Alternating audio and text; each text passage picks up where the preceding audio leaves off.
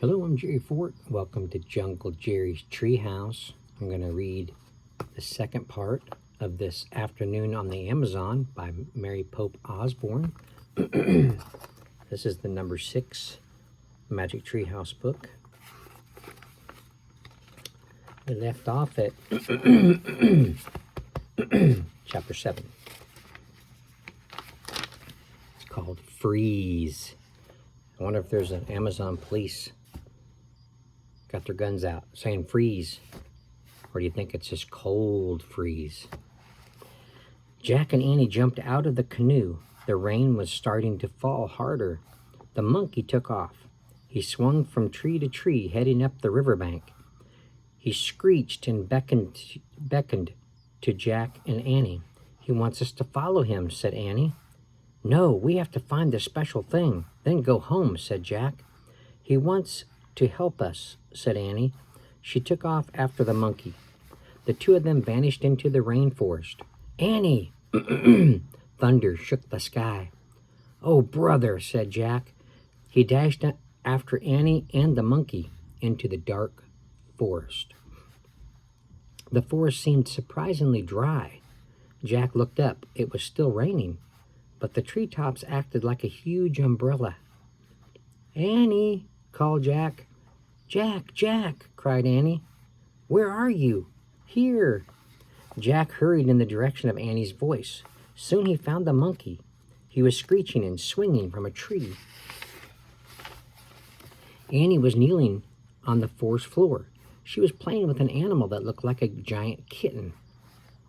"What's that?" Jack said. "I don't know, but I love it," said Annie.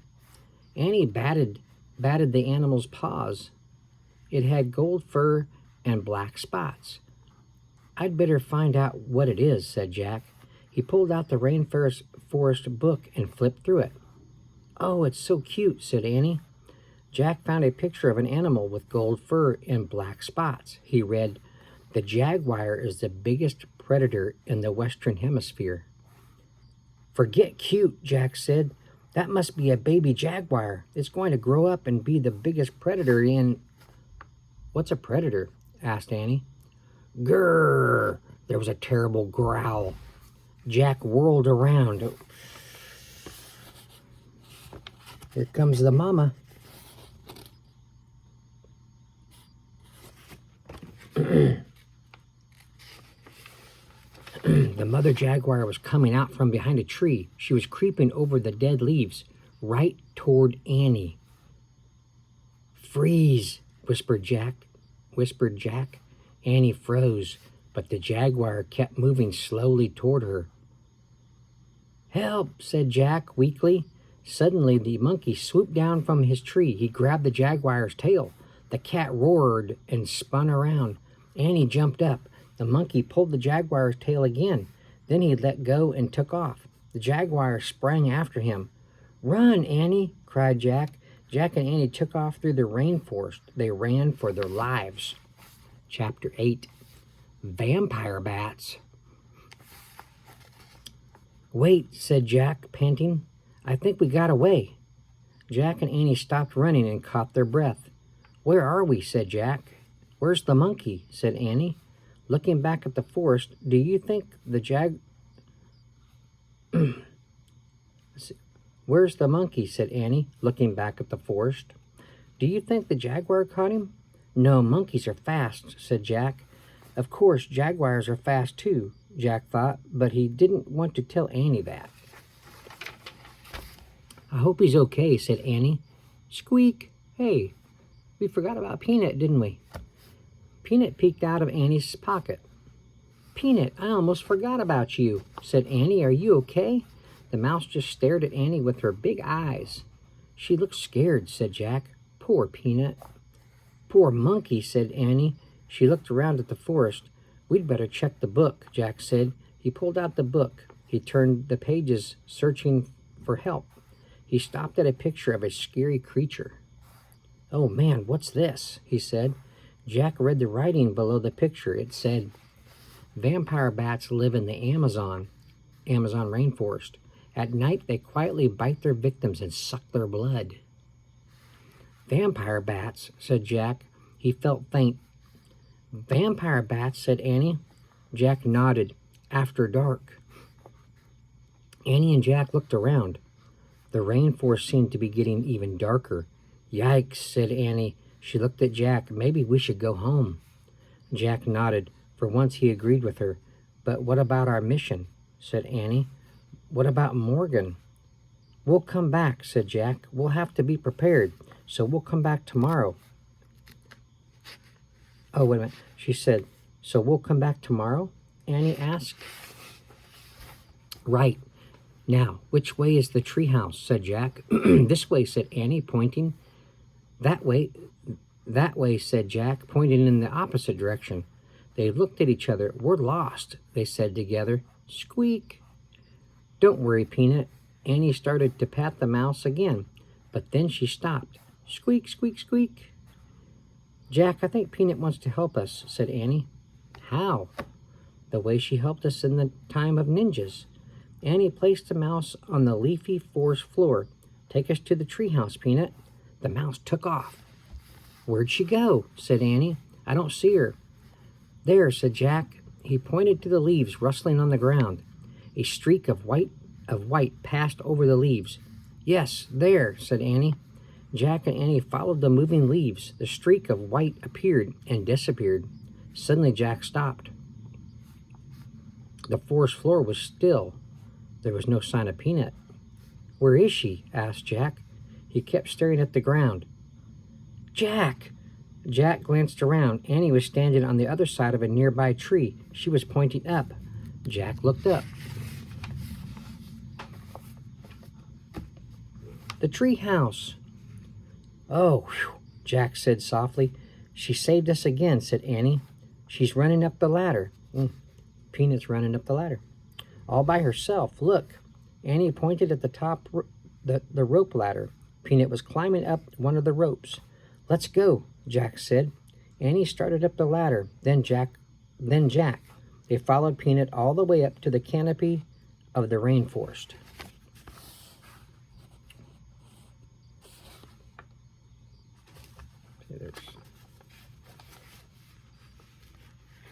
Can you see Peanut right there?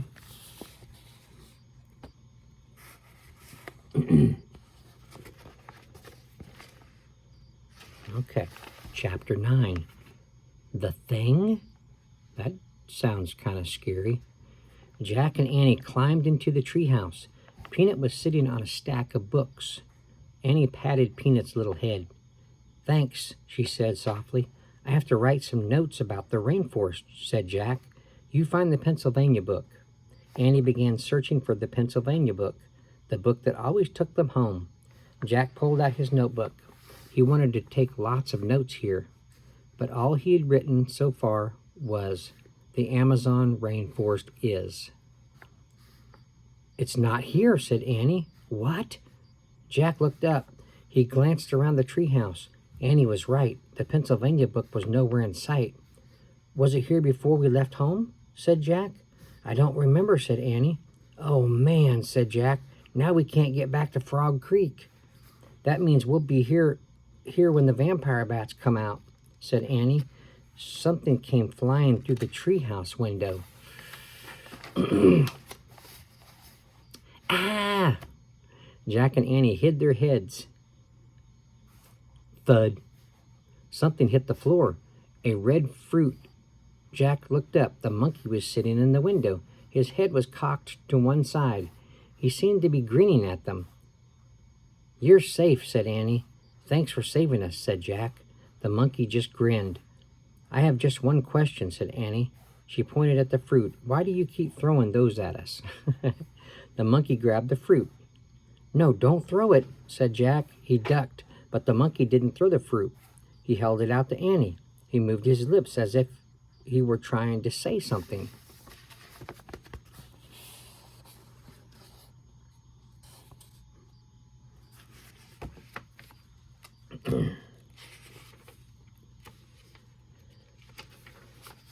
Annie stared into the monkey's eyes. He moved his lips again.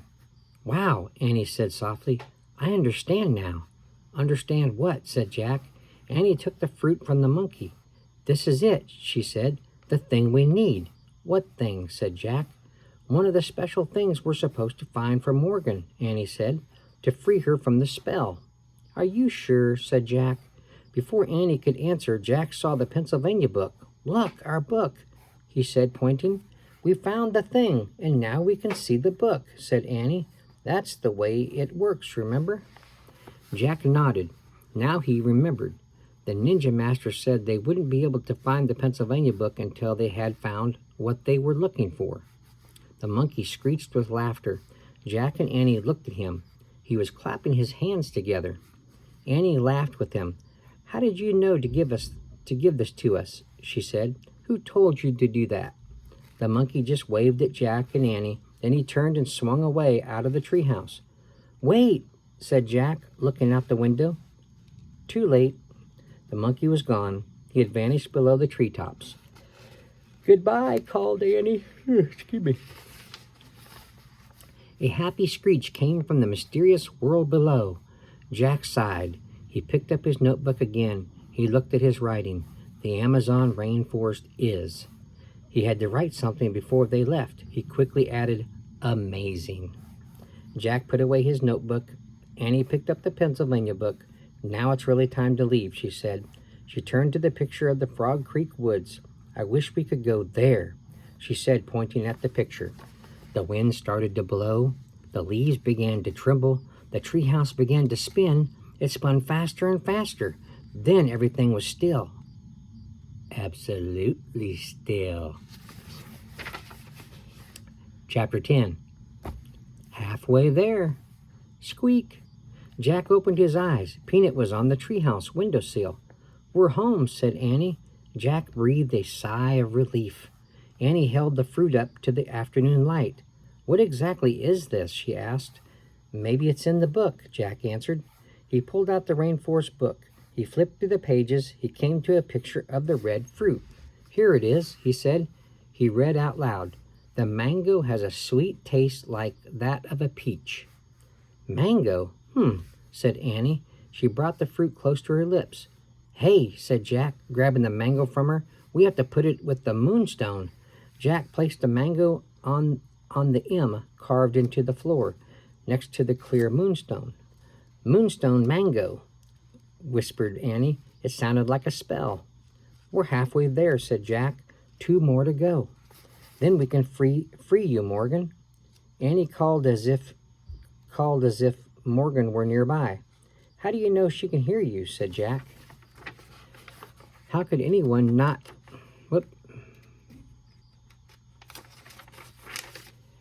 I just feel it," Annie said. "Oh, brother," said Jack. Excuse me. He needed more proof than that. Squeak. Peanut was looking at Jack and Annie. "We have to leave you now," Jack said to the mouse. Squeak. "Can't we take her with us?" said Annie. "No," said Jack. "Mom won't let us keep a mouse in the house. She doesn't like mice, remember?"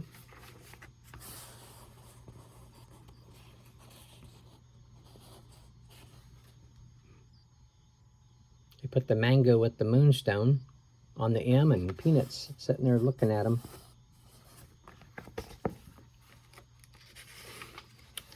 "How could anyone not like a mouse?" said Annie. Jack smiled. "How could anyone not like a spider?" he said. "That's different." Annie patted Peanut's head. "Bye," she said. "Wait for us here. We'll be back tomorrow." Jack patted the mouse too. "Bye, Peanut. Thanks for your help," he said. Squeak. Jack put the rainforest book on top of the book about ninjas. Then he pulled on his backpack. And he and Annie left the treehouse. They climbed down the rope ladder. They stepped onto the ground. They started walking through the Frog Creek woods. Leaf shadows danced in the light. A bird called out. "These woods are very different from the rainforest," Jack thought. "There's no jaguars or army ants here," he said. "No little monkeys."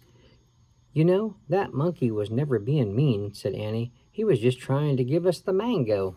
"I know. Actually, nothing was being mean," said Jack. "The army ants were just marching. That's what army ants do." "The piranhas were just being piranhas," said Annie. The snake was just being a snake, said Jack. The crocodile was just being a crocodile, said Annie. The jaguar was just taking care of her baby, said Jack. Annie shuddered. I still don't love bugs, she said. You don't have to love them, said Jack. Just leave them alone, and they won't bother you. In fact, that's true about the whole rainforest, Jack thought. Everyone should just leave it all alone. Who cares if the bugs don't have names, he said softly. They know who they are. Jack and Annie stepped out of the Frog Creek woods. They started walking up their street. It was lit with a golden light. Race you, said Annie. They took off running. They ran across their yard. They raced up their steps. Safe, they shouted together, tagging their front door. They're not running yet. They're just walking along talking. That was the end.